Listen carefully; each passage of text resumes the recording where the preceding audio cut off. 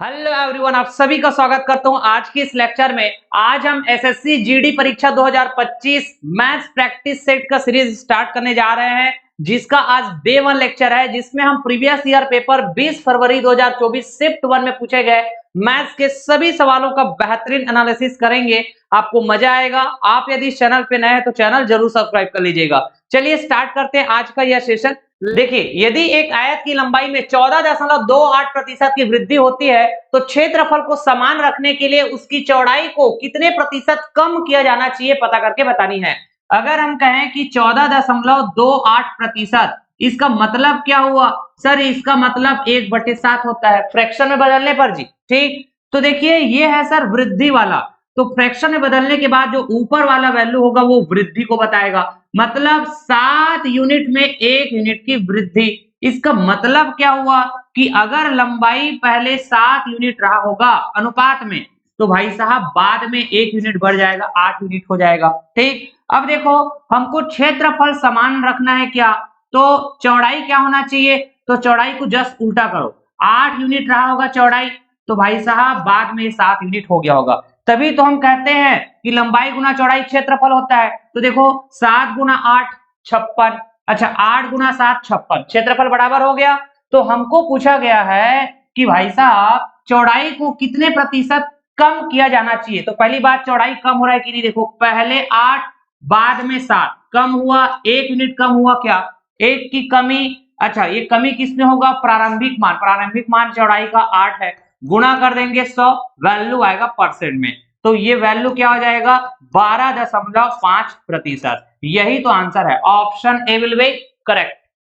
देखिए दोस्तों, 44 आम, 121 केले और 11 सेब है। उन्हें कई पंक्तियों में इस तरह से व्यवस्थित किया जाना है कि प्रत्येक पंक्ति में समान संख्या में फल हो और प्रत्येक पंक्ति में एक ही प्रकार के फल हो। पंक्तियों की न्यूनतम संख्या क्या है पता करके बतानी है। मान लिया हमारे पास 100 लोग हैं, मैंने कहा पहले पंक्ति में 50 लोगों को बिठाया, भाई साहब दूसरे पंक्ति में भी 50 लोगों को बिठाओ। ये हो गया पहला तरीका 100 लोगों को बिठाने का। 2 पंक्ति कहा मैंने और हर पंक्ति में लोगों की संख्या समान। ठीक है, अच्छा मैंने कहा दूसरा तरीका, पहला पंक्ति में 25 लोग बिठाओ, तो भाई साहब दूसरे में भी 25 लोग बैठेंगे, तीसरे में भी 25 लोग बैठेंगे और ये चौथे पंक्ति में भी 25 लोग बैठेंगे। तो 100 लोगों को बिठाने का ये दूसरा तरीका, पंक्तियों की संख्या 4 और हर पंक्ति में लोगों की संख्या समान। दिखा क्या? अब जो बात मैं समझाने जा रहा हूं उसको बड़े ध्यान पूर्वक समझिएगा और यही अप्रोच मैं यहाँ पे यूज करूंगा। मैंने यहाँ पे देखा कि पंक्तियों की संख्या कम है, लेकिन इस पंक्ति में मौजूद लोगों की संख्या ज्यादा है। यहाँ पे देखो पंक्तियों की संख्या ज्यादा है, लेकिन पंक्तियों में मौजूद लोगों की संख्या कम दिख रहा है क्या इसके कंपेयर में जी? इसका मतलब क्या हुआ? पंक्तियों की न्यूनतम संख्या हमको पता करनी है। इसका मतलब हर पंक्ति में मौजूद फलों की संख्या अधिकतम होना चाहिए। तो भाई साहब हमने कहा 44 और ये 121 और ये 11, इस तरह के अलग अलग फल है। तो इन सभी नंबर को डिवाइड कर दे, ऐसा बड़ा सा बड़ा नंबर हम पता करेंगे जो कि यहाँ पे 11 के बराबर है क्या, जिसको हम कहते हैं सर एचसीएफ। ठीक है, मतलब पंक्तियों की न्यूनतम संख्या चाहिए तो हमको पंक्तियों में मौजूद फलों की संख्या अधिकतम चाहिए होगा, जो कि 11 है क्या, हर पंक्ति में 11 फल आएंगे। ठीक, अब देखो पंक्तियों की न्यूनतम संख्या पता करनी हो तो हम पहले टोटल फलों की संख्या पता करेंगे। तो जितने भी फल है उसको आपस में आप ऐड कर दो, फिर एक पंक्ति में मौजूद अधिकतम फलों की संख्या से डिवाइड कर दो। ठीक, तो आपको मिलेगा 16। तो यही तो है पंक्तियों की न्यूनतम संख्या 16, option A will be correct. आप यहाँ पे वेरीफाई कर सकते हो, जैसे कि मैंने कहा 44 आम है, अच्छा एक पंक्ति में 11 आम आएंगे, तो इस तरह से कितने पंक्ति होंगे? 4 पंक्ति। तो आप देख सकते हैं हर पंक्ति में फलों की संख्या समान दिखेगा क्या, और साथ के साथ एक ही प्रकार के फल होंगे क्या ये चारों पंक्ति में? अरे आम होंगे ना भाई। ठीक है, सेटिस्फाइड हुआ। यहाँ भी देख सकते हैं एक पंक्ति में 11 केले आएंगे, अच्छा 121 केले हैं टोटल, तो इस तरह से ऐसे 11 पंक्ति होंगे और एक पंक्ति में 11 केले, तो इस तरह से टोटल 121 केले है ना। यहाँ पे आप देखो हमने कहा 11 सेब है, तो 11 सेब के लिए तो एक ही पंक्ति आएगी क्योंकि एक पंक्ति में अधिकतम 11 फल होंगे। तो ये हो गया पंक्तियों की संख्या। तो आप इसको जोड़ेंगे तो देख सकते हैं 4 और 11 15, 15 और 1 16, यही तो मैंने समझाया आपको। ठीक है, देखिए 7200 रुपये को पी क्यू और आर के बीच क्रमशः 1/2, 4 और 3/2 के अनुपात में विभाजित किया जाता है। तो आर का हिस्सा क्या होगा पता करके बतानी है। अगर हम कहें रेशियो के सारे एलिमेंट्स के साथ समान संख्या 2 का गुणा कर दिया जाए तो रेशियो के वैल्यू में कोई बदलाव आएगा क्या? नहीं, ये तो रेशियो का प्रॉपर्टी होता है। अब सवाल बड़ा आसान हो जाएगा सॉल्व करना। देखना 2 एकम 2, 2 एकम 2, यहाँ पे मात्र 1 बचेगा, अनुपात लिखा जाएगा। अच्छा 2 का गुना 4 से 2 चौके 8 हो गया, ये अनुपात करो। हमने कहा 2 एकम 2, 2 एकम 2, मात्र 3 बचेगा। तो 7200 रुपए को पी क्यू आर तीनों के बीच 1:8:3 में विभाजित किया जाता है। अगर हम कहें कि ये रेशियो वाले वैल्यू को ऐड कर दो आपस में तो 8 और 1 9, 9 और 3 12। अच्छा तो 12 यूनिट्स को बांटा जा रहा है क्या तीनों के बीच में, तो ये 12 यूनिट्स की जो कीमत है एक्चुअल में कितने है भैया, तो 7200 रुपए। अच्छा एक यूनिट की कीमत पता करने के लिए हमने कहा 12 एकम 12, 12 छक्का 72, 600 रुपए। तो एक की कीमत अगर 600 रुपए है तो मुझे आर का हिस्सा पता करना है, तो 3 का कीमत पता कर लूंगा, 3 छक्के 1800 रुपए, यही मेरा आंसर हो जाएगा। Option D will be correct. ठीक है, देखिए रोहित 2320 रुपए में एक पुराना बल्ला खरीदता है और उसकी मरम्मत पर 180 रुपए खर्च करता है।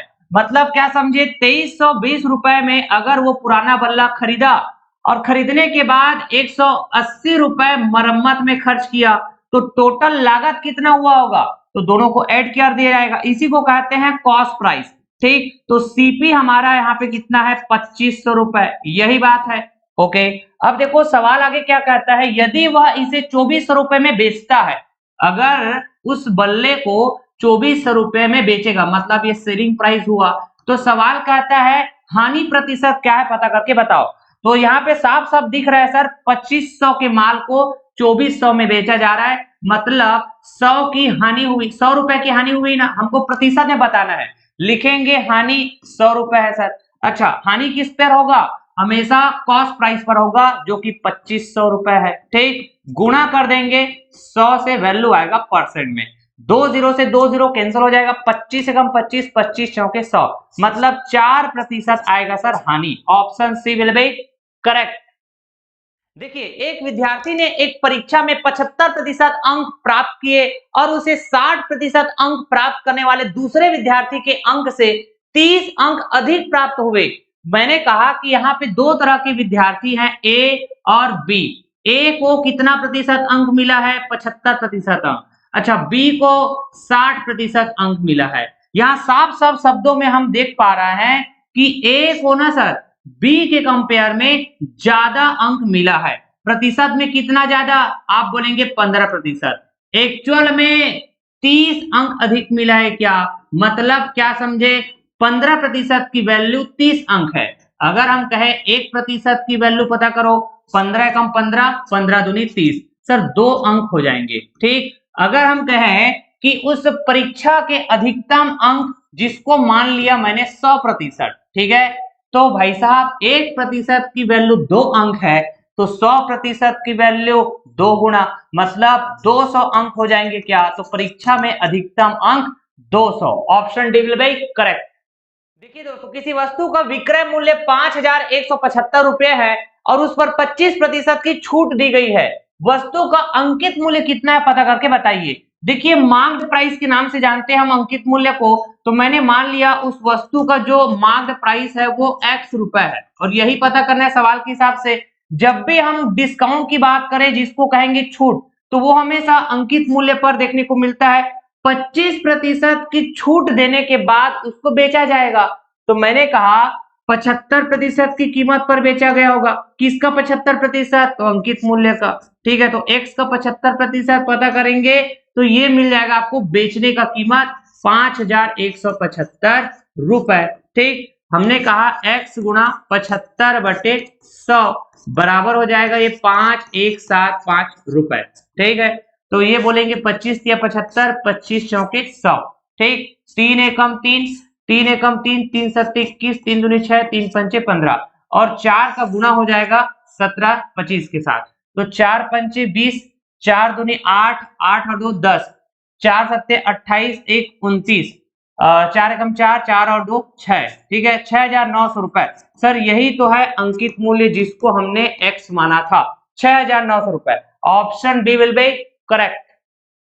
देखिए दोस्तों, एक परीक्षा में उपस्थित होने वाले विद्यार्थियों की कुल संख्या में से 93% विद्यार्थी उत्तीर्ण हुए और 9275 विद्यार्थी अनुत्तीर्ण रहे। परीक्षा में उपस्थित होने वाले विद्यार्थियों की कुल संख्या कितनी है पता करके बताइए। परीक्षा में उपस्थित होने वाले टोटल विद्यार्थियों की संख्या हमने कहा 100% के बराबर। सवाल के हिसाब से हमको 100% की वैल्यू पता करनी है क्या। अब देखो, टोटल विद्यार्थी में से 93% जो विद्यार्थी है ये पास हुए हैं सर, सवाल यही कह रहा है, तो बच जाएंगे 7% विद्यार्थी, ये जरूर फेल हुए होंगे। ठीक है, सवाल में हमको फेल होने वाले विद्यार्थियों की संख्या पता है क्या, आप कहेंगे सर 9275 ऐसे विद्यार्थी है जो फेल हुए हैं, तो 7% की जो वैल्यू है वो 9275 है। अगर हम कहें कि 7 एकम 7 और इधर 7 एकम 7, 2 बचेगा 22, 7 या 21, फिर ये क्या हो जाएगा 17, फिर 7 दूनी 14, फिर 3 बचेगा 7 पंचे 35। तो सर 1% की वैल्यू हम पता कर पाए कितनी, 1325। ठीक है, तो अगर हमको 100% की वैल्यू पता करनी है तो भाई साहब हम 1325 का गुणा कर देंगे, तो कहेंगे ये 1325 और यहाँ पे 2 जीरो। ठीक, तो यही तो है टोटल विद्यार्थियों की संख्या 1,32,500। Option C will be correct. देखिए दोस्तों, एक कुर्सी का अंकित मूल्य 2,000 रुपए है, मतलब कुर्सी का हमको मार्क्ड प्राइस दे के रखा हुआ है सर 2,000 रुपए। अब देखो 20% और x% की दो क्रमिक छूट देने के बाद वह कुर्सी 1,400 रुपए में बेची जाती है, तो x का मान पता करके बताइए। हमने कहा 2,000 रुपए में सबसे पहला डिस्काउंट 20% का है, मतलब क्या समझे कि 2,000 का 20% पता करेंगे तो आपको पता चलेगा 400 रुपए। ठीक है, तो 400 रुपए डिस्काउंट दिया गया होगा, जिससे कि अब ये 1,600 रुपए रह जाएगा। फिर अगला जो डिस्काउंट है वो x% का है क्या, अच्छा, जिससे कि अब ये 1,400 रुपए रह जाएगा क्या, मतलब क्या समझे, 1,600 से 1,400, तो आप बोलेंगे सर जरूर यहाँ पे 200 रुपए का डिस्काउंट दिया गया होगा। इसका मतलब क्या हुआ कि 1,600 रुपए का x% 200 के बराबर है, हाँ कि ना। या फिर आप ऐसा पता करिए, जो डिस्काउंट है वो 200 रुपए है सर, हाँ, किस पर दिया गया डिस्काउंट, तो 1,600 रुपए, उसको नीचे लिखेंगे, ठीक, गुणा कर देंगे 100, वैल्यू आएगा परसेंट में, तो ये 2 जीरो से 2 जीरो कैंसिल। अच्छा, फिर कहेंगे सर 4 चौकी 16, 4 पंचे 20, 4 शून्य शून्य, फिर कहेंगे सर 4 एकम 4 और ये 4 एकम 4, 4 दूनी 8, 4 पंचे 20, सर 12.5%, यही तो है x की वैल्यू। ठीक है क्या, option A will be correct. देखिए दोस्तों, दो रेलगाड़ियां समान चाल से विपरीत दिशा में चल रही है, मतलब ये रेलगाड़ी नंबर 1 है और ये रेलगाड़ी नंबर 2 है, एक दूसरे की विपरीत दिशा में चलेंगे और वो भी समान चाल से, मतलब स्पीड समान होंगे। ठीक है, मैंने कहा पहले की स्पीड x तो दूसरे की स्पीड भी x। ठीक, यदि प्रत्येक रेलगाड़ी की लंबाई 320 मीटर है, पहली रेलगाड़ी की लंबाई 320 मीटर, भाई साहब दूसरी रेलगाड़ी की लंबाई भी 320 मीटर। ठीक, यदि वे 18 सेकंड में एक दूसरे को पार करती है तो प्रत्येक रेलगाड़ी की चाल कितनी है पता करके बतानी है। 18 सेकंड में भाई साहब ये एक दूसरे को पार कर लेंगे तो प्रत्येक की स्पीड क्या है, मतलब x की वैल्यू पता करनी है क्या, तो यहाँ पे रिलेटिव स्पीड का कांसेप्ट पिक्चर में आएगा। रिलेटिव स्पीड या तो दोनों मूविंग बॉडी की स्पीड आपस में जुड़ेगा या फिर घटेगा, यहाँ पे विपरीत दिशा में चल रहे हैं तो दोनों की स्पीड का जोड़ बात किया जाएगा, मतलब x प्लस x 2x के बराबर। अब देखो स्पीड बराबर होता है चली गई दूरी डिवाइड में लिया गया समय। ठीक है, तो ऊपर लिखेंगे चली गई दूरी, ऐसे सिचुएशन में दोनों रेलगाड़ी की लंबाई के जोड़ के बराबर दूरी तय किया जाता है सर, तो ये हो जाएगा 640 मीटर। अब देखो लिया गया समय कितना है, तो आप कहेंगे 18 सेकंड। अब यहां से कैंसिल करो जो कैंसिल होता है। हमने कहा सर ये 2 से काटे, 2 या 18, 2 तिया 6, 2 दूनी 4, 2 शून्य शून्य। ठीक है, फिर यहाँ 2 से काट सकते हैं, 2 एकम 2, 2 एकम 2, 2 छका 12, 2 शून्य शून्य। ठीक, फिर हम कहेंगे x बराबर 160/9, ये किसमें आया, मीटर प्रति सेकंड में, हमको चाहिए किलोमीटर प्रति घंटा में, तो भाई साहब 160/9 को हम गुणा करेंगे 18/5 से, तो ये किलोमीटर प्रति घंटा में हमको स्पीड पता चल जाएगा।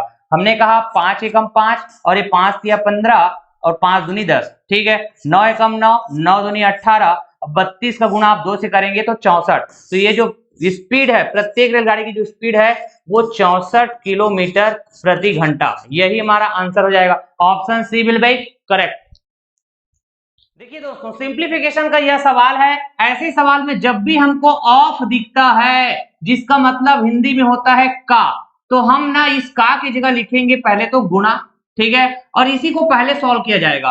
तो देखो 4 छका 24 का 4 हासिल किया, तो 4 × 12, 12 और 2 14, ये मंझला ब्रैकेट, फिर गुणा, यहाँ पे 41 लिखेंगे और एक बड़ा ब्रैकेट, ठीक, यहाँ पे डिवाइडेड बाई का साइन है। अच्छा, छोटा ब्रैकेट 96 का गुणा 2 से, तो हो जाएगा 192, फिर डिवाइडेड बाई, यहाँ 24 है, छोटा ब्रैकेट बंद, फिर मंझला ब्रैकेट, फिर बड़ा ब्रैकेट। अब देखो, अब यहाँ पे हम अप्लाई करते हैं बोधमास रूल, ठीक है। और बोधमास रूल क्या कहता है कि भाई साहब आप सबसे पहले डिवाइड को फोकस करेंगे, फिर मल्टीप्लाई करेंगे, फिर ऐड करेंगे, फिर सब्सट्रैक्ट करेंगे। लेकिन आप यहाँ पे देख पा रहे हैं एक से ज्यादा ब्रैकेट है, मतलब छोटा वाला ब्रैकेट है, मंझला ब्रैकेट है, बड़ा ब्रैकेट है, ठीक है। तो हम सबसे पहले कौन सा ब्रैकेट को सॉल्व करें, तो यहाँ पे लिखा हुआ है BO, तो ब्रैकेट को ओपन करना है। पहले कौन सा ब्रैकेट ओपन किया जाएगा, तो सबसे छोटा वाला ब्रैकेट, तो इसको सॉल्व कर दीजिए।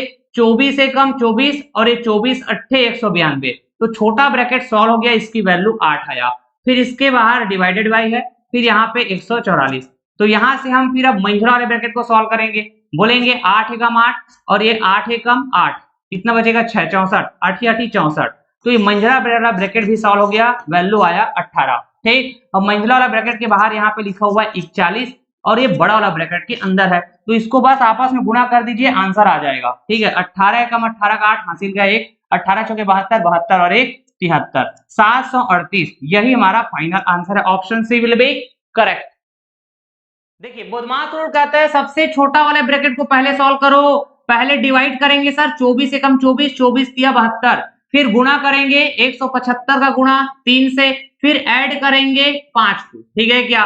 तो ये छोटा ब्रैकेट की वैल्यू आ जाएगा 3 पंजे 15, 3 7 21 और 1 22, 3 एकम 3 और 2 5, 525 में आप 5 को ऐड करो तो आप कहेंगे सर 530, यही तो छोटा ब्रैकेट की वैल्यू है।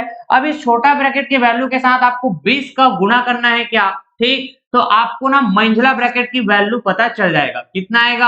आप कहेंगे 53 का डबल होता है सर 106, यहाँ पे 2 जीरो लग जाएगा, ठीक। तो ये है मंझला ब्रैकेट की वैल्यू, जिसके साथ डिवाइड किया जाएगा किसका, 2 का, ठीक है। तो आप कहेंगे 2 पंजे 10 और 2 तिया 6 और ये 2 शून्य शून्य 2 शून्य शून्य, 5300 आएगा। Option A will be correct. देखिए, इस तरह के सवाल में किसी भी ब्रैकेट को आप पहले सॉल्व करो, कोई फर्क नहीं पड़ेगा। हमने कहा 7 + 33 40 हो गया सर, यहाँ पे गुणा है, देखो 2 एकम 2, 2 दूनी 4, 2 दूनी 4, लिखेंगे यहाँ पे 22 सर, गुणा है यहाँ पे, अब देखो 5 एम 25, ठीक है। अच्छा, अब इसको आपस में गुणा कर दो, आपका आंसर आ जाएगा। 25 का गुणा 40 से करेंगे सर, ये 1000 हो जाएगा। फिर यहाँ पे आप 22 का गुणा कर दीजिए 1000 से, तो ये क्या हो जाएगा 22000, यही हमारा आंसर है। Option B will be correct. देखिए दोस्तों, आर एक काम को 90 दिनों में पूरा कर सकता है, कुल काम का कितना प्रतिशत आर के द्वारा 45 दिनों में पूरा किया जा सकता है, पता करके बतानी है। हमने कहा टोटल कार्य अगर 100% के बराबर है, ठीक है, तो 100% काम को कंप्लीट करने में 90 दिन लगता है सर। हमने कहा 45 दिन में कितना प्रतिशत काम कंप्लीट होगा टोटल का, तो टोटल 100% है, तो 90 का आधा 45, तो 100 का आधा 50, ठीक है। इससे आसान तरीका नहीं हो सकता। Option A will be correct. देखिए दोस्तों, यदि m/n बराबर 9/6 है, तो m + n ratio m - n का मान कितना होगा, पता करके बताइए। अगर हम कहें m का जो रेशियो वाला वैल्यू है वो 9 है, n का जो रेशियो वाला वैल्यू है वो 6 है, तो हम कहेंगे 9 + 6 रेशियो 9 - 6, ठीक। तो ये हो जाएगा 9 और 6 15 हो गया सर, और ये 9 में 6 गया 3, तो ये 3 एकम 3, 3 पंचे 15, तो 5/1, यही तो आंसर है। Option D will be correct. देखिए ए और बी दोनों 5,000 रुपए प्रति घड़ी की दर से अपनी घड़ियां बेचते हैं। ए को 25% का लाभ होता है, जबकि बी को 10% की हानि होती है। तो ए और बी के क्रय मूल्यों का अनुपात कितना है पता करके बतानी है। मतलब हमको ए और बी के सीपी का रेशियो पूछा गया है क्या। अगर हमने कहा कि ए ने अपना घड़ी 100 रुपए में खरीदा होगा, ठीक है, तो बेचेगा कितने में, तो आप कहेंगे 25% के लाभ के साथ बेचेगा, मतलब 125 में बेचेगा क्या। अगर हमने कहा बी ने 100 में घड़ी खरीदा तो कितने में बेचेगा, आप कहेंगे सर 10% की हानि के साथ, मतलब 90 में बेचेगा क्या।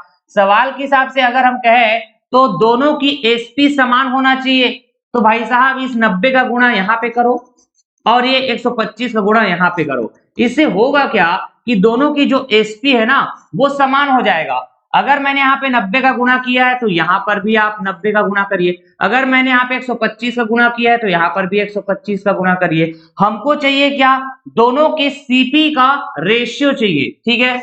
तो हम कहेंगे 100 से 100 कैंसिल हो जाएगा, बचेगा क्या 90 रेशियो 125, 5 से काटेंगे 18 बार में कटेगा और ये 25 बार में कटेगा।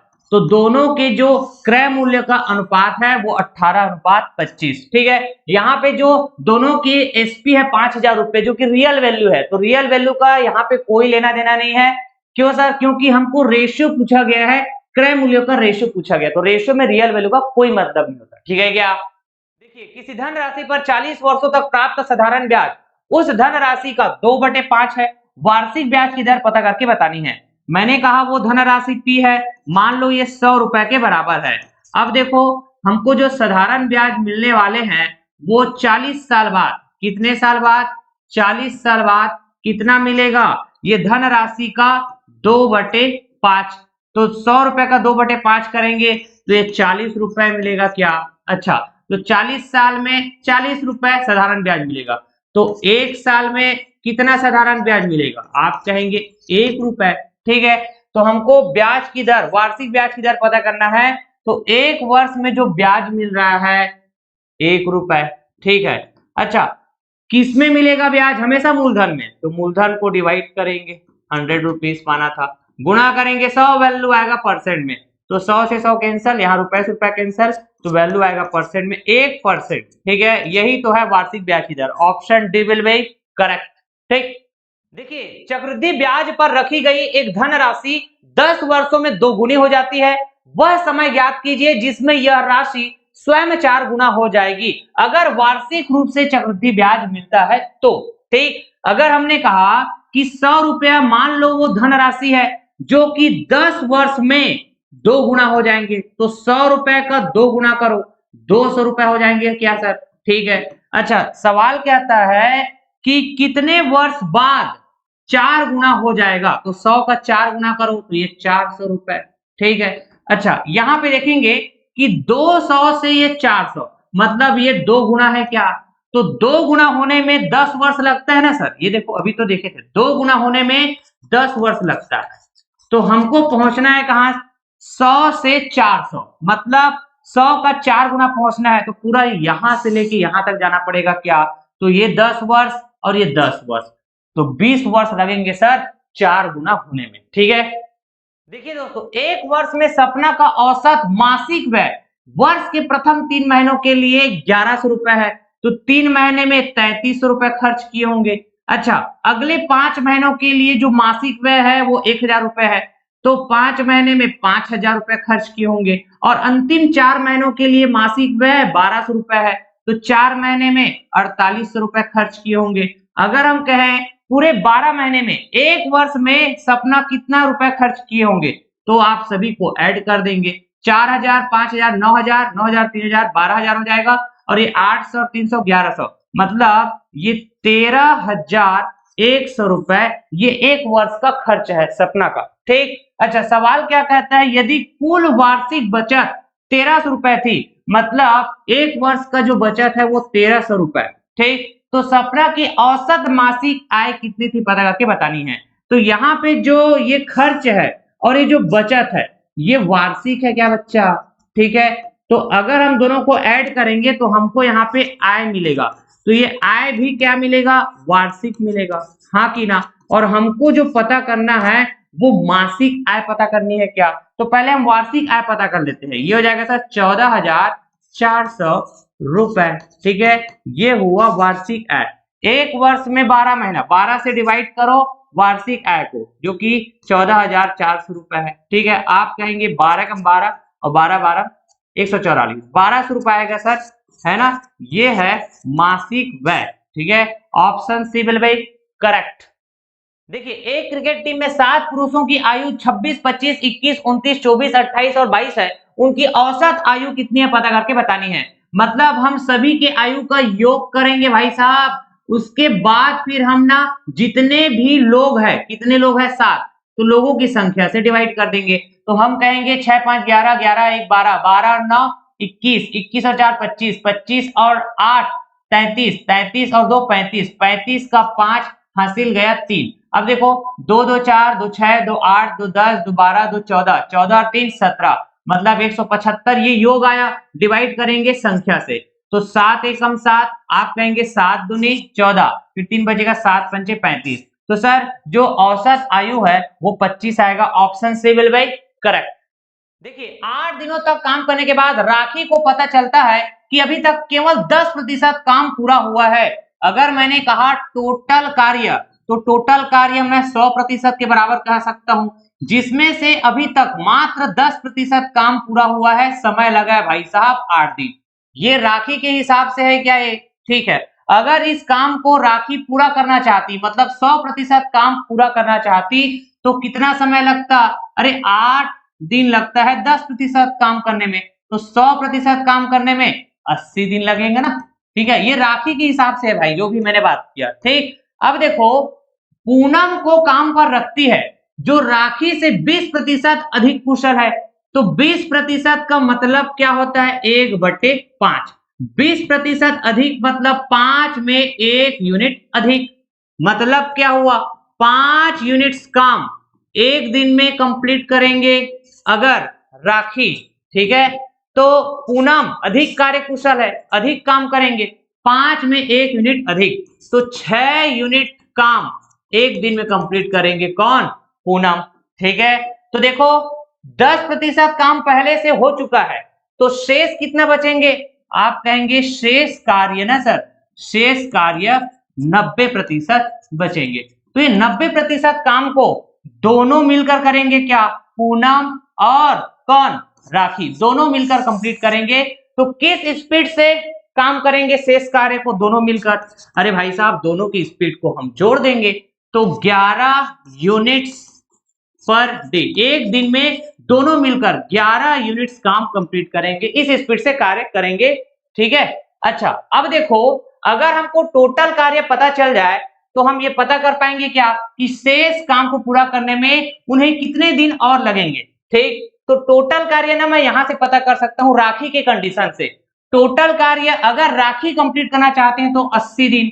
अच्छा, राखी का स्पीड 5 यूनिट पर डे है, तो भाई साहब एक दिन में 5 यूनिट काम करते हैं, 80 दिन में काम पूरा हो जाएगा, तो 5 8 40, 400 यूनिट, ठीक है। तो ये 400 यूनिट टोटल कार्य पता चला क्या, ठीक। अब इसका हमको 90% चाहिए, 400 का 90%, तो 90/100 बोलेंगे, गुणा करेंगे 400 से, 2 जीरो से 2 जीरो कैंसिल, ठीक। तो जो शेष कार्य है ये 4 या 36, 360 यूनिट्स आएंगे क्या, ठीक। तो देखो शेष कार्य 360 यूनिट्स, पी और आर दोनों मिलकर कंप्लीट करेंगे किस स्पीड से, 11 यूनिट्स पर डे।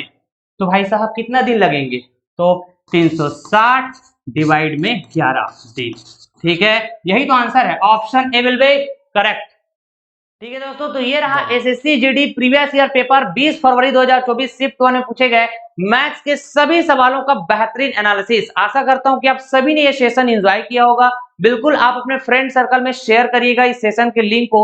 आप एसएससी जीडी 2025 एग्जाम की तैयारी कर रहे हैं तो आपके लिए बहुत ज्यादा हेल्पफुल साबित होने वाला है ये सीरीज। इस सीरीज को जरूर फॉलो करिएगा, ठीक है। डेली बेसिस पे आपको एक वीडियो लेक्चर मिलेगा जिसमें हम प्रैक्टिस सेट चर्चा करेंगे जो प्रीवियस ईयर पेपर में पूछे गए होंगे। ठीक है, तो एक वीडियो में एक पूरा पेपर सेट का मैं एनालिसिस कराऊंगा जिसमें पूरा का पूरा मैथ्स के सवाल होंगे, बेहतरीन एनालिसिस। ठीक है, thank you so much all of you, tata bye bye, love you all, take care, जय हिंद।